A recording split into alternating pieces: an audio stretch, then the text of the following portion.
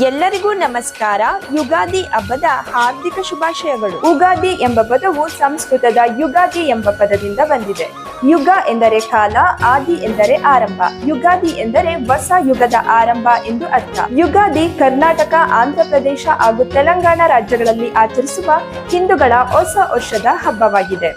ಮಹಾರಾಷ್ಟ್ರ ಹಾಗೂ ಗೋವಾ ರಾಜ್ಯಗಳಲ್ಲಿಯೂ ಕೂಡ ಯುಗಾದಿ ಅಂತೆಯೇ ಹೊಸ ವರ್ಷದ ಹಬ್ಬವನ್ನು ಆಚರಿಸುತ್ತಾರೆ.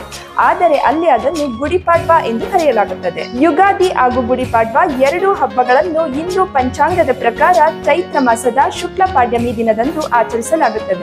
ಈ ದಿನದಿಂದ ಹಿಂದೂ ಪಂಚಾಂಗದ ಹೊಸ ಸಂವತ್ಸರ ಪ್ರಾರಂಭವಾಗುತ್ತದೆ. ಹಿಂದೂ ಪುರಾಣಗಳ ಪ್ರಕಾರ ಈ ದಿನ ಬ್ರಹ್ಮದೇವರು ಸೃಷ್ಟಿಯನ್ನು ಪ್ರಾರಂಭಿಸಿದರು ಎಂದು ನಂಬಲಾಗಿದೆ.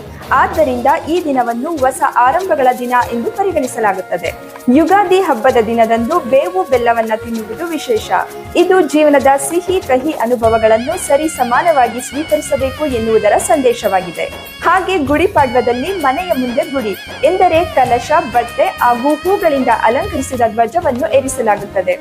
ಇದು ಜಯ ಹಾಗೂ ಸಮೃದ್ಧಿಯ ಸಂಕೇತವಾಗಿದೆ.